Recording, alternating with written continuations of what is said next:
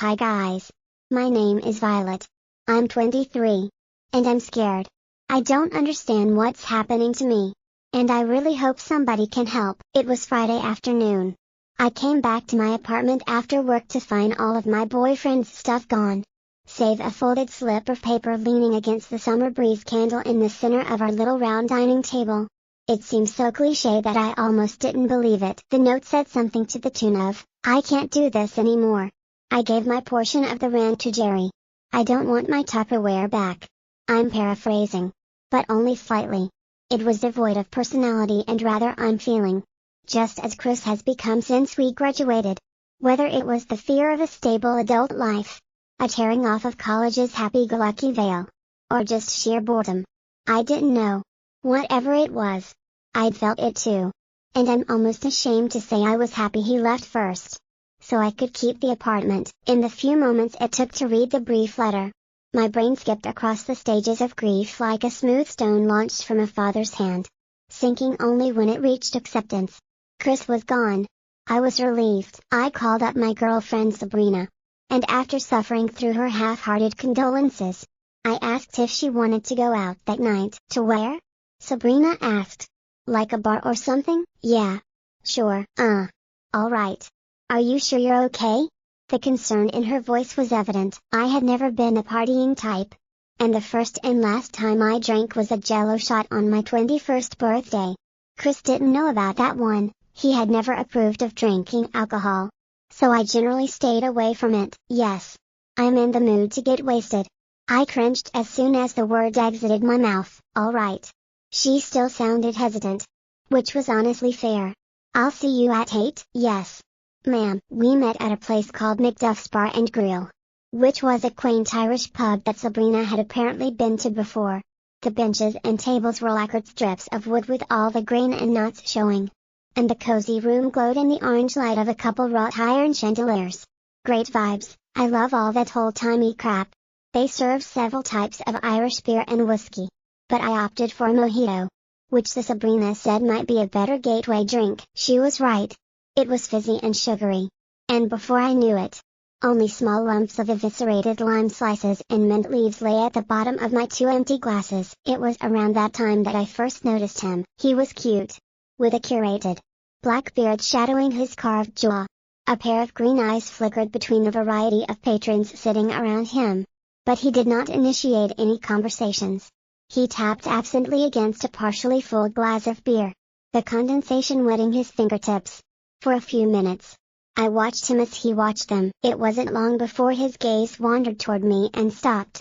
Our eyes bore into each other. The small amount of alcohol I drank must have submerged my more rational tendencies, because before I knew it, I was up and walking toward him. We greeted each other, and he was nice enough. His name was Adam. He was in the master's program at the same school I'd graduated from. I'll leave the name out for privacy reasons. And his left ring finger was beautifully unadorned. We hit it off pretty well and chatted for nearly an hour. As the clock neared 11, I made the suggestion, and he accepted. I said goodbye to a flabbergasted Sabrina and left with him. It was stupid. But I was in a stupid mood. I wanted to be reckless. 2 mojitos. He chuckled. His eyes trained on the road. And you're buzzed? Yeah. I yawned. I don't usually drink. But I'm newly single. Kind of a special night. You know? I guess so. He smiled. Glad to be your rebound. I held up a finger. Hey. But at least the rebound is the one that goes into the hoop. That is not how that works. Whatever. You know what I mean. We arrived at my apartment, and I invited him up. At this point, I was tired and tipsy, but determined. I had one goal in mind, and if I hadn't been so focused on that, I would have realized that I never gave him my address. The night went how you might expect, given the title. I awoke the next morning to find myself alone in bed. My sheets on the floor. He didn't leave a note, a hair, or even a whiff of cologne. He was gone from my life. And honestly, that's the way I wanted it. A part of me was briefly sad that I wouldn't see him again, but I pushed that away as fast as it came. It was a fun, dumb night. That was all. Saturday went by without a fuss. And it was well into Sunday afternoon when I noticed something strange. It started as a twinge in my gut. Not my stomach, closer to my ovaries. Like the dull cramp right before your period starts. That didn't make a lot of sense. Though. Because my cycle ended last Sunday. Ain't no way I was already starting again. Fear shot down my spine like a bolt of electricity. God help me. I was pregnant. No. I took some deep breaths. No way. 2 days after? Not a chance. I googled it anyway.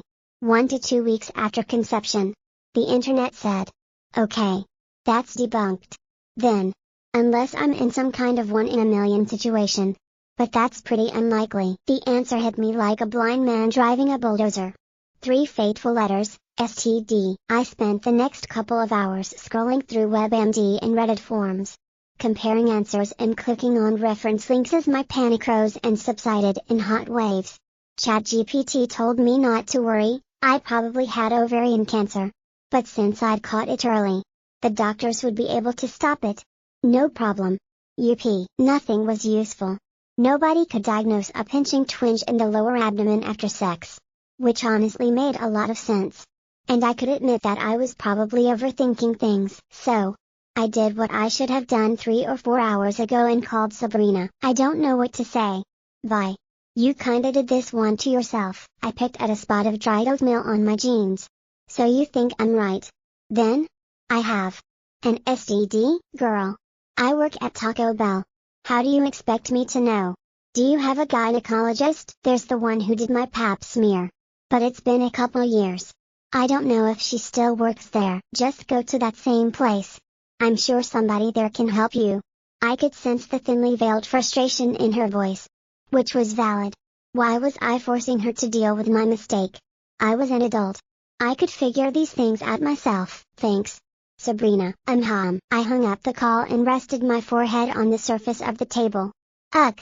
I hate doctor visits. The gynecologist was able to get me an appointment for Tuesday. Which was a bit of a miracle given the typical wait times. By the time Tuesday came around, the pain had increased. It was less of a cramp and more of a pinching. Like when you have a zit that's too far under the skin to pop. The waiting room smelled of rubbing alcohol with notes of puke and metal hovering just below the surface. After my many childhood hospital visits, I had become familiar with the unsettling flavor of sterility as if it were a comfort food. My mother had been a bit of a vicarious hypochondriac.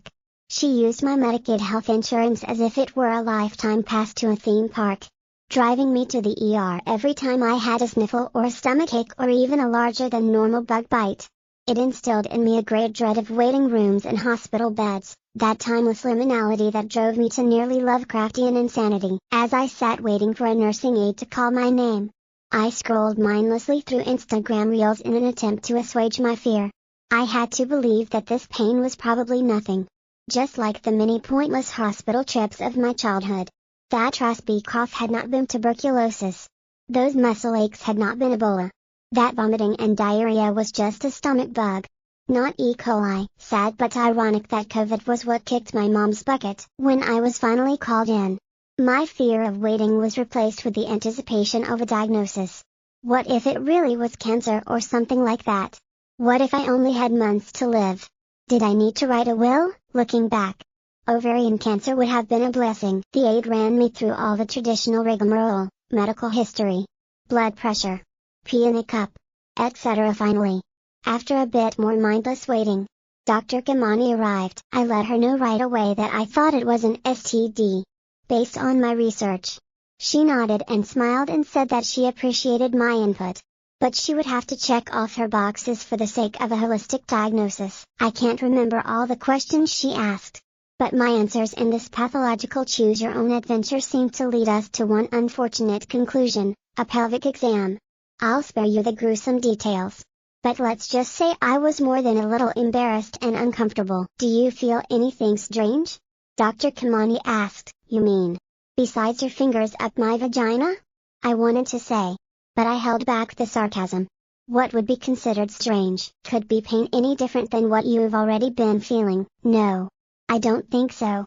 I shouldn't have to tell you that this was not what I wanted to hear right now. Why would she be asking that? Did she feel something up there? I hushed my brain and tried to focus on more pleasant thoughts until the exam was finished. Okay. Violet. Dr. Kamani began, scanning her clipboard.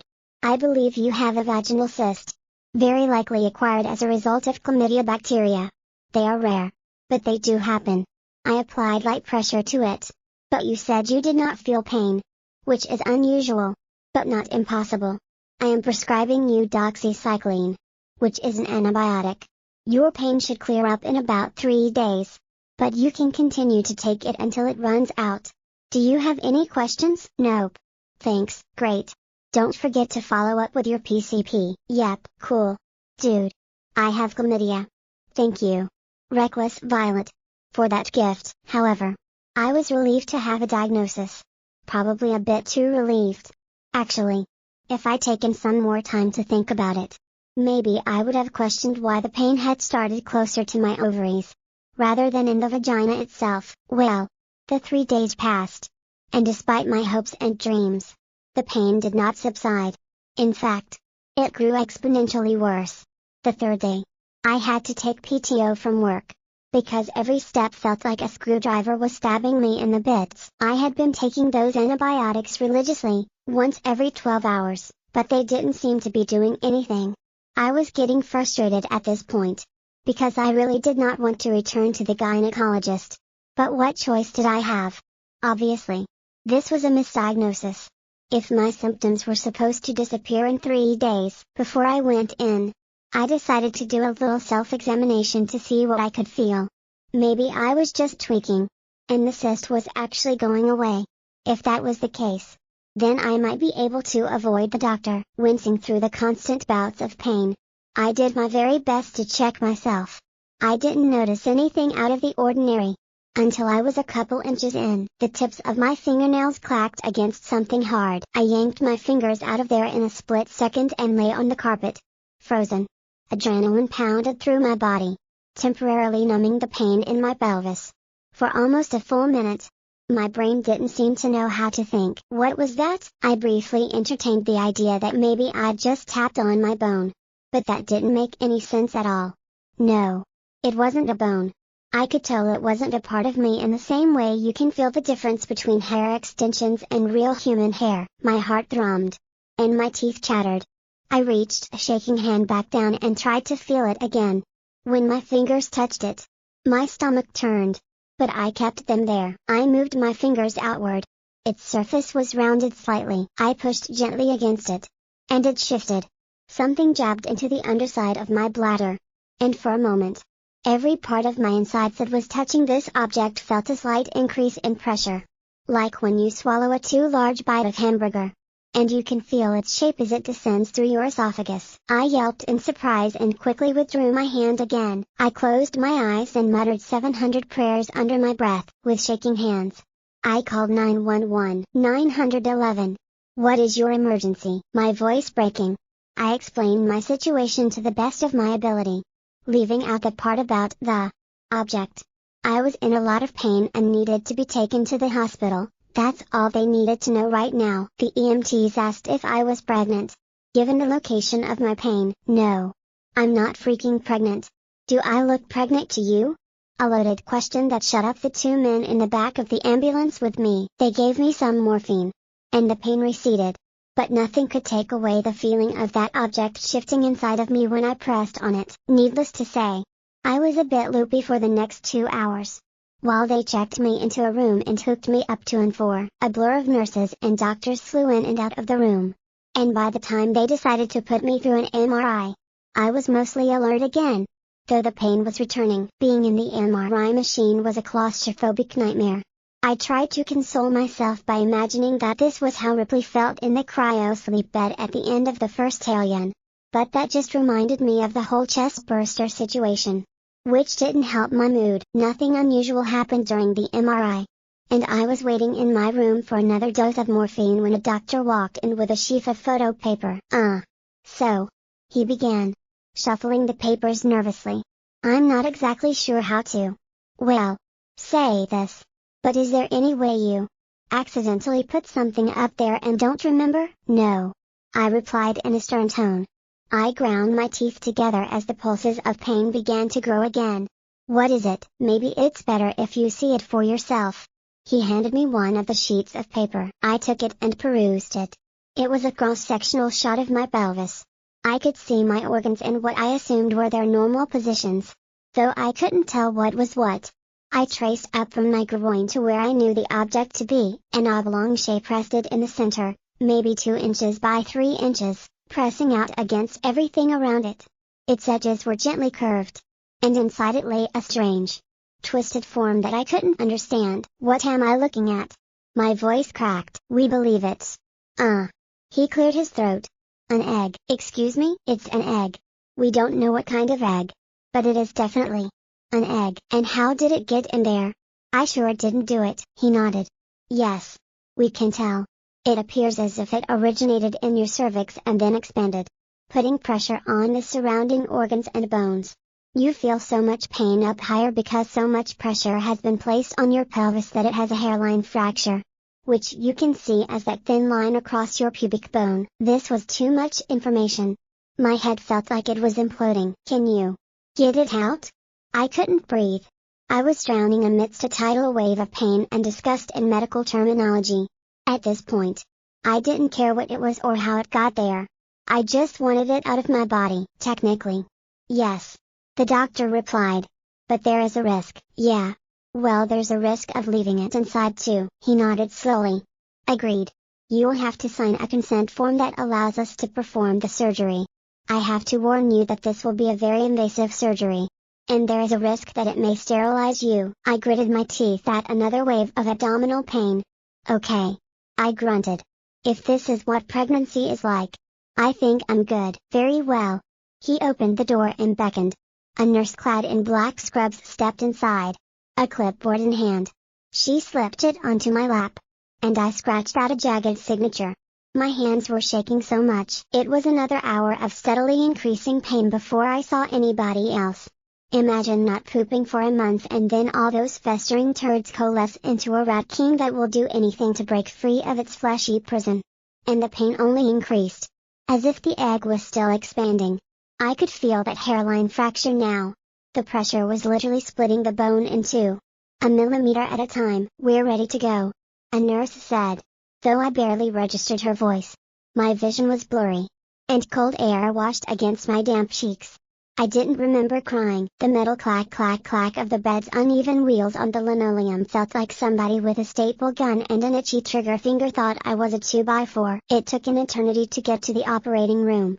I reached my trembling hand to my eyes and wiped away the mist as a masked and gowned doctor pulled open the door to the room. Their hands slid under me and gently moved me over to the new bed. Bright, white lights shone above me, shifting as they were adjusted to illuminate my lower half. Clinks and clatters of instruments on metal trays. The smell of alcohol and iodine filled my nostrils. And I coughed. The spasm sent a jolt shooting up my spine. I cried out. Have you ever been under general anesthesia, dear? A pair of goggles beneath the fluffy teal bouffant peered down at me. No. I croaked out. Well, don't you worry about it. Here's the mask. I want you to take a deep breath and count backwards from 10. Okay? Soft rubber pressed against my cheeks and the bridge of my nose as I sucked in the warm, sickly sweet air. I didn't count. Because at that point, I didn't care. I only wanted to go to sleep and wake up when it was over. Gravity dragged my tense muscles down until they felt like soggy towels. I melted into the bed and prepared to drift to sleep. My eyes floated to half-mast, but they did not close. I tried to force them closed, but they remained open. I wasn't falling asleep. Shouldn't it have worked by now? My brain sent a signal to my hand to flag down the nurse, but it didn't respond. I couldn't move. The nurse pulled away the rubber mask and set it to the side. She glanced across my face, her surgical mask inflating and deflating with every breath. She's out. Go ahead, sir. 100 screams built within my chest, but I did not have the strength to release them. I was paralyzed. I was a pair of eyes atop a pile of body-shaped mud. The taste of rubber as gloves opened my mouth. A smooth plastic tube pushed itself down my throat. An artificial breath gasped into my lungs. Ready. Scalpel. Light glinted off a stainless steel blade. Gloved hands pulled up my white gown to reveal my bare lower half. The tip of the blade touched the skin just under my belly button and drew a straight, red line across. I could feel nothing. I was numb. Panic sieged my mind. I needed more oxygen. I wanted to hyperventilate, to breathe faster and scream. I needed to calm down. If I could calm down and endure, it would be over soon. I could have faith in the doctors. I trusted them. Spencer stretched apart the gap in my abdomen. Oh Lord! The surgeon's hand entered me. It's intact, he said. We need to be careful. Nausea churned within me. I appreciated their caution. Despite my predicament, the surgeon grunted and withdrew his hand. Slick with red paint. Bring them in. A knock on the door. Faint whispers. Two shadowy figures moved into the light. Black. Cleanly cut stubble coated his chin. His green eyes crinkled in a subtle smile. Adam? What the? A woman stood next to him. Though she was dressed in a long, white coat, her blonde curls were just as radiant as they were at the Irish pub last Friday. Status? Sabrina asked. It appears ready, madam. The surgeon replied. Perhaps a day longer would bring it to full maturity. But I am not sure we could keep the subject under anesthesia for that long. Sabrina turned to Adam and said something I didn't understand. It sounded like a baby's repetitive babbling mixed with the almost inaudible clicking of an insect. His lips peeled apart, and a long, forked tongue flicked at her. This was beyond comprehension. My mind was lost in the oblivion of confusion and fear. And all I could do was continue to watch. Lord McSpill accepts. Retrieve it. The surgeon nodded and shifted back to my body. His hands slid into my body's crevice, and the tendons in his wrist tightened as he grasped the object. The egg. As he slowly lifted it out, I saw it for the first time. My bleeding skin stretched out and slid down the sides of a sphere the size of a human head, covered in red-stained globs of mucus. Its surface appeared porous, but hard to the touch. A long, dense tube dangled from it, pulsing like a blood vessel. It grew taut as the egg moved further from me, and I could tell that it was connected, like an umbilical cord. My lord, the surgeon muttered, extending the egg to Adam. What on earth is happening? My panic levels were rising again, and the tube down my throat was not helping. My vision twinkled with colored speckles as if I was going to pass out. But I remained conscious. Adam accepted the egg, not seeming to care as my bodily fluids dripped down his fingers. Scissors. The surgeon slid the blades around the tube and snipped. A quick spray of white and brown goo splattered across my body and the coats of the attending doctors. A deep silence filled the room as everyone trained their eyes on Adam. The faint buzzing of the lights seemed louder than ever. He peered down at the egg with a gentle gaze and nestled it in his arm. He slid his other hand to the top of the egg and pressed his index finger into the shell. It crackled briefly, then broke. Thin lines spiderwebbed across it, and the majority of the shell fell to the floor. A gush of viscous liquid splashed across his arms. But he remained still. In the center of the shattered shell lay what appeared to be a human baby, curled in a fetal position. But it was all wrong. In place of a nose, a sharp, cartilaginous beak protruded. Flaps of loose skin extended from its tiny arms, cocooning its torso. And its genitals were covered by a slick, scaly tail. If I could have screamed, I would have. Well done, Sabrina murmured. Adam did not respond, but began to open his mouth. His head jerked back, and two long, wet objects jutted out like a crow's beak. A gargling sound bubbled from his throat, and he lifted the baby up, setting it in the center of his huge, protruding jaws. He tipped his head back, and his green eyes bulged from his head as the baby slid down his gullet and disappeared. His hands shot out, and he grabbed Sabrina, pulling her close to him. She widened her mouth, and he inserted the saliva-slick tips of his bird-like jaws into it. His chest lurched, and his throat convulsed.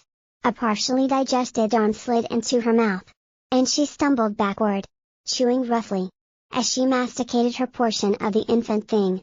The surgeon stepped forward and received the same treatment. This continued until every person in the room had received a feeding.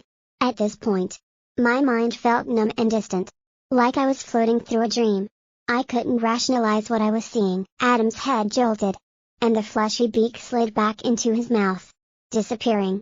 He wiped his lips and without a word, exited the room. Clean her up and wipe her memory, Sabrina said, gesturing to me. Make sure she's ready, and we'll keep her on standby for March's feeding. Thank you. I awoke in my bedroom today, and that's where I am right now. I can hear my boyfriend making breakfast, just like he did the day he left. The same smell of fried eggs and spam. I have no idea what happened to me or what I saw, But I know that when I come home from work today, my boyfriend will be gone. And I will very likely have an irresistible urge to go to a bar. Whatever these people usually do to wipe my memory didn't work this time. I don't know why. And I don't know how. If anybody reads this, I need help. Please. If they find out I remember, I don't know what they'll do to me. Should I pretend I don't know anything? Should I barricade myself into my bedroom? Please help me.